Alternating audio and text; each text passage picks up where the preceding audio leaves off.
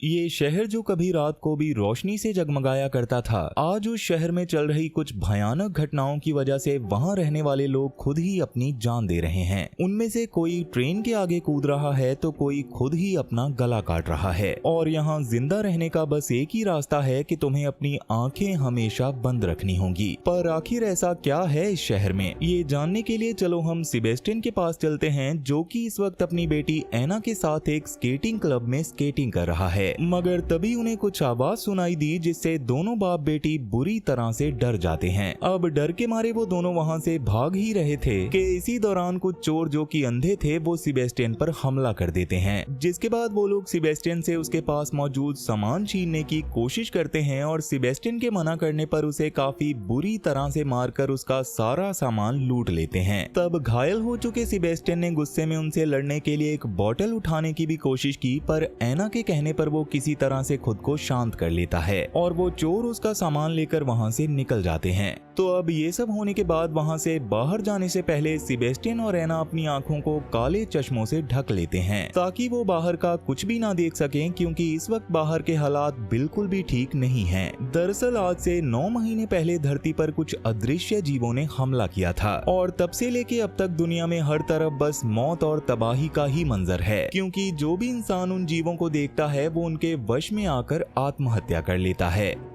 खैर, अब उस क्लब से निकलने के बाद आगे बढ़ते हुए सेबेस्टियन को अपने पास कुछ लोगों के होने का एहसास होता है जो कि एक वायर की मदद से रास्ते को ट्रैक करते हुए कहीं पर जा रहे थे। तब पहले तो सेबेस्टियन एना को तब तक छुपने को कहता है जब तक कि उन्हें ये ना पता चल जाए कि वो लोग अच्छे लोग हैं या फिर बुरे। जिसके बाद सेबेस्टियन उन लोगों को आवाज लगाते हुए कहता है कि मैं खाने की तलाश में अपने घर से निकला था, पर मैं वापस जाने का रास्ता भूल गया और अब 2 दिन से मैंने कुछ खाया भी नहीं है, इसलिए मुझे आप लोगों से मदद चाहिए। मगर जब सेबेस्टियन के इतना कुछ कहने के बाद भी उन्होंने उसकी मदद करने से मना किया तो सेबेस्टियन ने उन्हें कहा कि मैं एक इंजीनियर था, इसलिए मैं जानता हूं कि जनरेटर कहां पर है। और जनरेटर के बारे में सुनकर वो लोग सेबेस्टियन की मदद करने के लिए तैयार हो गए, क्योंकि इस वक्त हर तरफ तबाही के अलावा और कुछ भी नहीं था और जनरेटर की मदद से वो लोग बिजली पैदा कर सकते थे। अब इस सब के दौरान जैसे ही उन्हें वहां उन अदृश्य जीवों के आने का एहसास हुआ तो वो लोग जल्दी से सेबेस्टियन को भी अपने साथ अपने शेल्टर पर ले गए, जहां उन लोगों का लीडर मार्शियल सेबेस्टियन को लिलियाना नाम के एक डॉक्टर के पास ले आया, क्योंकि उन चोरों से पिटाई की वजह से सेबेस्टियन की आंख के ऊपर काफी चोट लग गई थी, इसलिए लिलियाना उसका इलाज करती है और वो लोग उसे खाना भी खिलाते हैं। मगर हैरान करने वाली बात ये थी कि यहाँ पर सेबेस्टियन अकेला ही आया था, यानी कि एना इस वक्त उसके साथ नहीं थी।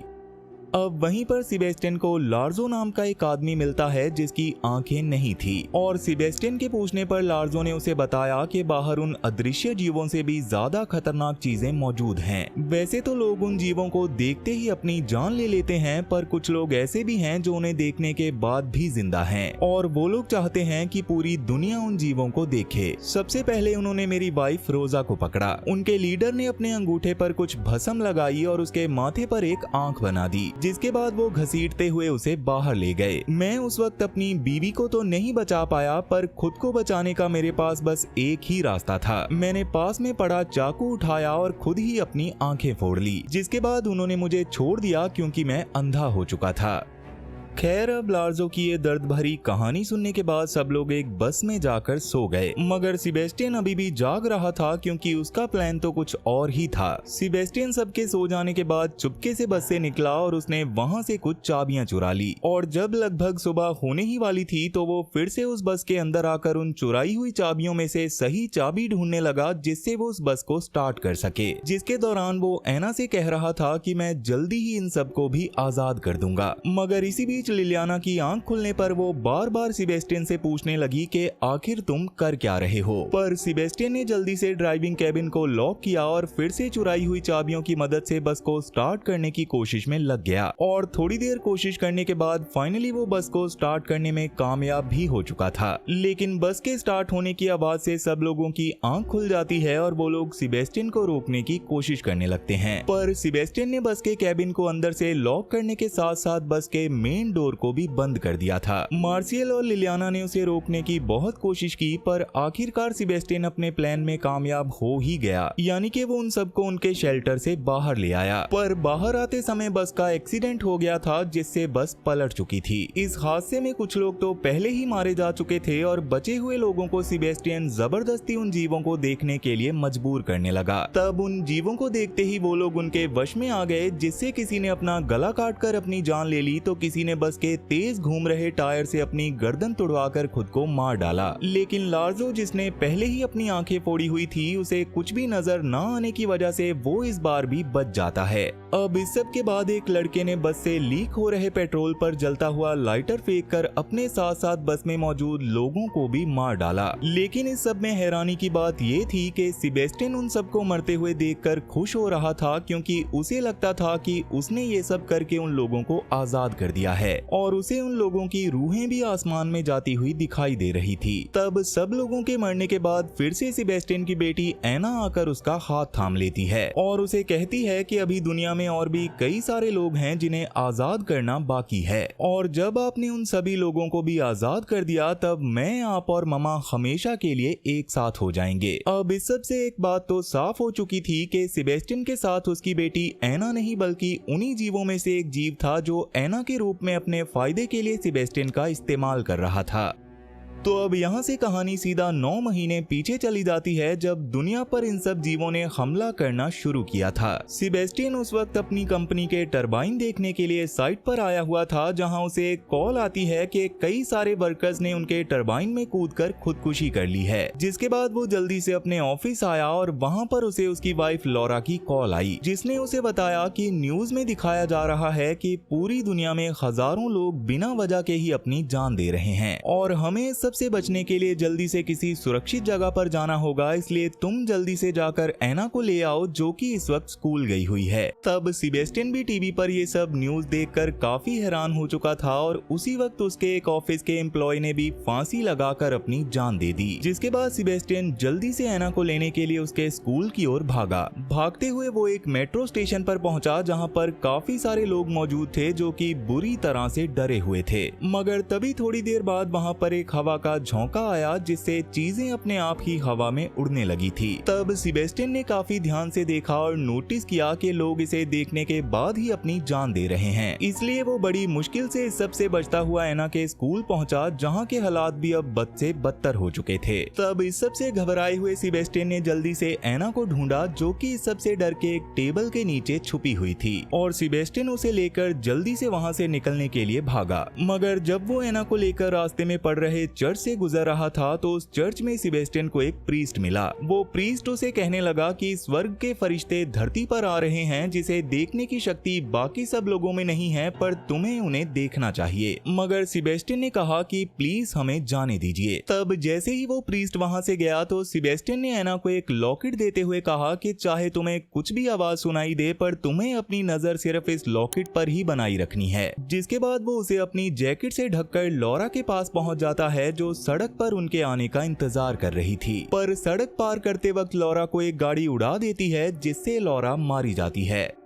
तो अब यहाँ से कहानी फिर से वर्तमान में आती है, जहाँ सेबेस्टियन ने एक चर्च में ईश्वर से अपने गुनाहों की माफी मांगी और एना के साथ और भी बचे हुए इंसानों को ढूंढने के लिए निकल पड़ा, ताकि वो उन्हें भी आजाद कर सके। अब आगे बढ़ते हुए सेबेस्टियन को कुछ आवाजें सुनाई दी, और जब वो उन आवाजों का पीछा करते हुए एक बस के पास पहुंचा, तो वहाँ उन जीवों की गुलामी करने वाले लोगों ने कुछ लोगों को लटकाया हुआ था, जिन्होंने अपना सर पटक पटक कर अपनी जान दे दी थी। अब इस सब के बाद सेबेस्टियन एक बिल्डिंग की छत पर जाकर दूरबीन की मदद से जिंदा लोगों को ढूंढने लगता है, जिसके दौरान उसे क्लेयर नाम की एक लड़की दिखाई दी, जो दवाई लेने के लिए एक दवाई की दुकान का दरवाजा तोड़कर अंदर चली गई थी, और सेबेस्टियन उसकी ओर बढ़ने लगा। पर क्लेयर के बाहर आने पर जैसे ही सेबेस्टियन का पैर एक कांच के टुकड़े पर पड़ा, तो उसके टूटने की आवाज सुनकर क्लेयर को अंदाजा हो गया था कि उसके आसपास कोई ना कोई तो जरूर है। उसने कई बार पूछा कि यहाँ पर कौन है, पर सेबेस्टियन बिना कोई जवाब दिए धीरे धीरे उसकी ओर बढ़ता जा जा रहा था, मगर सेबेस्टियन के क्लेयर तक पहुंचने से पहले ही एक कुत्ते ने उस पर हमला कर दिया, जिसकी आंखों पर भी पट्टी बंधी हुई थी। तभी वहां राफा ने आके अपने कुत्ते को सेबेस्टियन से दूर किया, जो कि क्लेयर का ही साथी था, और उनके साथ वहां पर ऑक्टावियो नाम का एक और आदमी भी था, जिसके पास एक और कुत्ता था। तब राफा ने जब सेबेस्टियन से उसके बारे में पूछा तो सेबेस्टियन ने उन्हें भी वही सब बोलकर अपनी बातों में फंसा लिया कि मैं जानता हूँ कि जनरेटर कहाँ है, इसलिए अगर तुम लोग मेरी मदद करोगे तो मैं तुम लोगों को वहाँ तक ले जा सकता हूँ। इसी बीच वहाँ पर वो अदृश्य जीव आ पहुँचे, जिनसे बचने के लिए क्लेयर, ऑक्टावियो और राफा सेबेस्टियन को लेकर अपने शेल्टर की ओर बढ़ने लगे, जो कि एक बॉम्ब शेल्टर था। अब शेल्टर में पहुँचते ही सेबेस्टियन को सोफिया नाम की एक छोटी सी लड़की दिखाई दी, जिसे देखकर उसे ऐना की याद आ रही थी। सोफिया के अलावा वहाँ पर एक बूढ़ा कपल भी मौजूद था, जिनका नाम इजाबेल और रॉबर्टो था।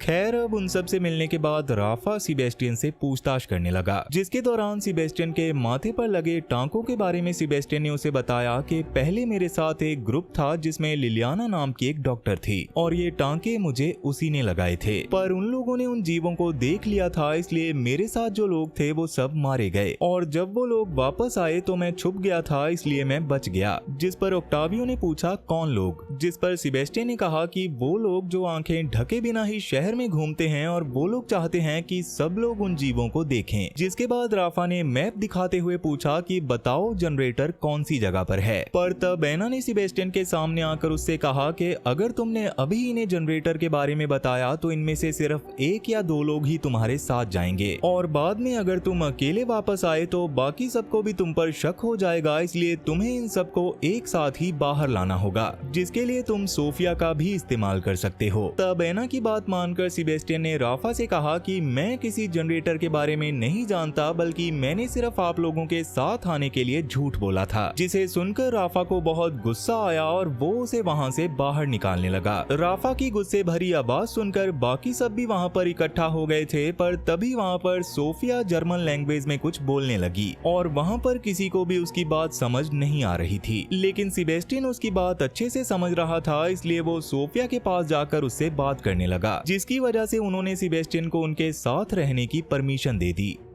अब इस सब के बाद सेबेस्टियन सोफिया की सारी बातें ट्रांसलेट करके सबको बताने लगता है। सोफिया ने उसे बताया कि जब ये सारे हादसे शुरू हुए थे तब मैं अपनी माँ के साथ छुट्टियां मनाने एक क्रूज पर जाने वाली थी। मैं और मेरी माँ शिप पर चढ़ ही रहे थे कि तभी वहाँ लोग चिल्लाने लगे और हर तरफ भगदड़ मच गई, जिसके बाद मैंने एक के बाद एक कई लोगों को समंदर में कूदकर अपनी जान देते हुए देखा, जिससे मैं बहुत ज्यादा डर गई थी। पर मेरी माँ ने मुझे गोद में उठाया और मेरी आंखें बंद कर दी, और जब मेरी आंख खुली तो मैं एक वैन में थी और मेरी माँ ने वैन की सभी खिड़कियों को कागज और गत्ते से ढक दिया था। इसके बाद जब उन्होंने रेडियो चलाया तो उन्हें किसी औरत की आवाज सुनाई दी जो एक सुरक्षित जगह के बारे में बता रही थी, जो पहाड़ों के ऊपर बनी हुई थी। तब क्लेयर ने सोफिया से पूछा कि वो औरत कौन से पहाड़ों की बात कर रही थी, जिस पर सोफिया ने उन्हें दीवार पर ड्राइंग करके बताया कि उन पहाड़ों तक पहुंचने का बस एक ही रास्ता है और वो है केबल कार्स, और मेरी माँ मेरी आंखों पर पट्टी बांधकर मुझे वहीं ले जा रही थी। पर रास्ते में बहुत सारे लोगों के बीच हम दोनों का हाथ छूट गया और हम दोनों अलग हो गए, और सोफिया इस सब का जिम्मेदार आज भी खुद को ही मानती है।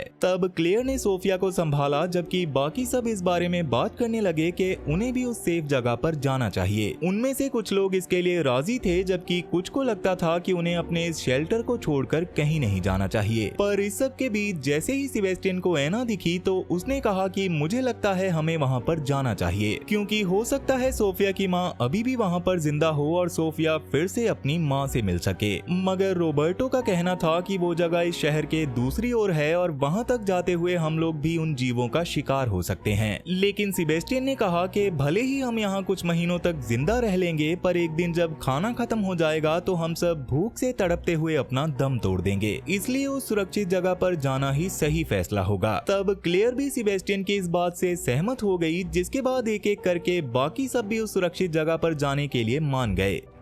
खैर अब अगली सुबह सेबेस्टियन एना और उन जीवों का सपना देख रहा था, तो राफा ने उसे जगाया और वो लोग उस सुरक्षित जगह पर जाने के लिए निकल पड़े। और पूरा दिन सफर करने के बाद उन्होंने रात गुजारने के लिए एक शेल्टर भी ढूंढ लिया था, जहां सब लोगों के सोने के बाद सेबेस्टियन आज भी जाग रहा था, क्योंकि उसका प्लान अब भी कुछ और ही था। अब रात को जब सब सो रहे थे तो सेबेस्टियन राफा और ओक्टावियो के दोनों कुत्तों की रस्सी पर छोटा सा कट लगा देता है और सुबह होते ही वो लोग अपने आगे के सफर के लिए निकल पड़ते हैं। मगर आगे बढ़ते वक्त उन जीवों ने उन्हें चारों ओर से घेर लिया था और उन सबको अपने अपने करीबी लोगों की आवाजें आने लगी थी, जिसकी वजह से क्लेयर ने सोफिया का हाथ भी छोड़ दिया था। वहीं राफा और ओक्टावियो के कुत्ते भी उन जीवों को देखकर बेकाबू हो चुके थे और अपनी कटी हुई रस्सी को तुड़वाकर वो लोग वहां से भाग निकले। उधर जब सोफिया भी अपनी माँ की आवाज को सुनकर अपनी आंखों पर से पट्टी हटाने ही वाली थी, तभी ओक्टावियो ने आकर उसे रोक लिया और वो क्लेयर और सोफिया को लेकर एक बिल्डिंग में चला गया, जबकि राफा अपने कुत्तों की आवाज का पीछा करते हुए अपने ग्रुप से अलग हो जाता है। और जब उसने अपने कुत्तों के चिल्लाने की आवाज सुनकर अपनी पट्टी उतारी तो उन जीवों ने उसे भी अपने वश में कर लिया, जिसकी वजह से राफा ने अपनी जान दे दी। और जब राफा के कुत्ते उन जीवों के पास आए तो उन जीवों ने उन्हें भी अपने वश में कर लिया और एक कुत्ते ने रॉबर्टो के हाथ को बुरी तरह से काटकर जख्मी कर दिया। तभी ओक्टावियो ने सीटी बजाकर बचे हुए लोगों को भी उस बिल्डिंग में बुलाया और जल्दी से दरवाजा बंद कर लिया, जहां सबसे पहले इजाबेल ने रॉबर्टो के जख्म का इलाज किया और उस पर पट्टी बांधी। इसी दौरान सेबेस्टियन ने क्लेयर से पूछा कि तुम्हें किसकी आवाज सुनाई दी थी, तो क्लेयर ने बताया कि मुझे मेरे भाई की आवाज सुनाई दी थी, जो अब इस दुनिया में नहीं है। तभी सेबेस्टियन ने देखा कि सोफिया भी इस सब से काफी ज्यादा डर चुकी थी,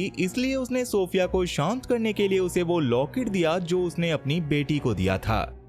तो अब ये सब होने के कुछ देर बाद उन्होंने देखा कि कुत्ते के काटने की वजह से रॉबर्टो की तबीयत काफी ज्यादा खराब हो चुकी थी और ऐसी हालत में रॉबर्टो सुरक्षित जगह तक नहीं जा सकता था। इसलिए क्लेयर, ओक्टावियो और सेबेस्टियन उस बिल्डिंग के सभी कमरों में जाकर दवाइयां ढूंढने लगे ताकि वो रॉबर्टो का इलाज कर सकें। उस घर में वो लोग अलग अलग जाकर दवाइयां ढूंढ रहे थे और सेबेस्टियन जिस कमरे में था वहाँ खाने के टेबल पर दो लोगों की लाशें पड़ी हुई थी और खिड़की के सामने एना खड़ी थी। तब एना के कहने पर सेबेस्टियन ने जानबूझकर ओक्टावियो को उस कमरे में बुलाया और जैसे ही ओक्टावियो ने उस कमरे में आकर अपनी पट्टी उतारी तो खुली हुई खिड़की के जरिए उसे वो जीव दिखाई दिए जिन्होंने उसे अपने वश में कर लिया। और उन जीवों के वश में आते ही ओक्टावियो ने टेबल पर पड़े चाकू को बार बार अपने पेट में मारकर खुद को खत्म कर लिया। पर हैरानी की बात ये थी कि इस बार सेबेस्टियन को ओक्टावियो की रूह आसमान में जाते हुए दिखाई नहीं दी थी, जिसकी वजह से वो अपने आप को खूनी समझने लगा था। तब इसके थोड़ी देर बाद जब क्लेयर उस कमरे में आई तो उसे एहसास हुआ कि वो जीव उसके आसपास ही हैं। इसलिए क्लेयर सेबेस्टियन को जल्दी से यहाँ से चलने के लिए कहती है, जिसके दौरान एना बार बार सेबेस्टियन को क्लेयर की आंखों से पट्टी हटाने को कह रही थी। लेकिन सेबेस्टियन ओक्टावियो की मौत से इतना ज्यादा डरा हुआ था कि वो एना की बात को नहीं सुनता और क्लेयर के साथ वहाँ से चला जाता है। अब इसके बाद जब क्लेयर और सेबेस्टियन रॉबर्टो और इजाबेल के पास वापस आए तो क्लेयर ने इजाबेल को बताया कि ओक्टावियो मर चुका है, जबकि एना फिर से सेबेस्टियन के पास आकर उसे अपनी बातों में फंसाने की कोशिश करने लगी।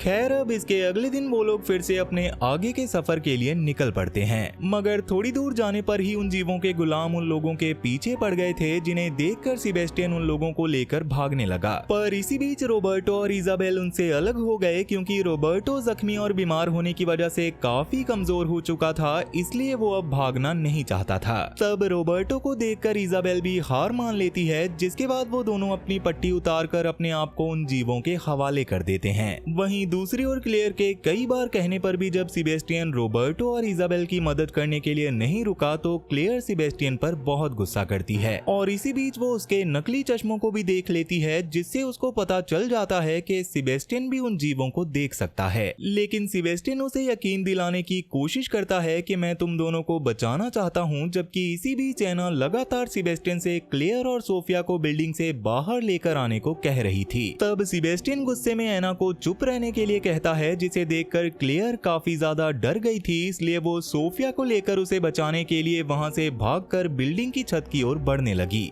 अब इसके कुछ ही देर में सेबेस्टियन भी उनका पीछा करते हुए वहां पर पहुंच गया और एना के फोर्स करने पर वो सोफिया की पट्टी हटाने के लिए उसके पास चला गया। लेकिन सेबेस्टियन सोफिया को मरते हुए नहीं देखना चाहता था, इसलिए वो एना की बातों में नहीं आता और सोफिया को गले लगा लेता है। जिसके दौरान सेबेस्टियन को याद आता है कि 7 महीने पहले जब वो एना का 11वां जन्मदिन मना रहा था, तब रात के वक्त पूरे शहर की लाइट बंद थी, जबकि सेबेस्टियन के घर पर मोमबत्तियों की रोशनी हो रही थी। जिसे देखकर वो प्रीस्ट जो सेबेस्टियन को एना के स्कूल के पास वाली चर्च में मिला था, वो सेबेस्टियन के घर पर पहुंचकर सेबेस्टियन और एना को पकड़ लेता है। सेबेस्टियन और एना की जब आंख खुली तो वो प्रीस्ट अपने लोगों के साथ उन्हें पकड़कर छत पर ले आया था और सुबह भी हो चुकी थी, जहां प्रीस्ट ने एना के माथे पर भी वो आंख का निशान बनाया और उसे उन जीवों को देखने पर मजबूर कर दिया। और एना ने उन जीवों के वश में आकर उस बिल्डिंग से कूदकर अपनी जान दे दी। पर एना के मरने के बाद जब सेबेस्टियन ने उन जीवों को देखा तो उसे वो जीव एना के रूप में दिखाई दिया और तब से लेकर अब तक सेबेस्टियन उसी के वश में था। लेकिन सेबेस्टियन को अब सच्चाई पता चल गई थी, इसलिए जल्दी से उसने क्लेयर को यकीन दिलाया कि वो सच में उन लोगों की मदद करना चाहता है।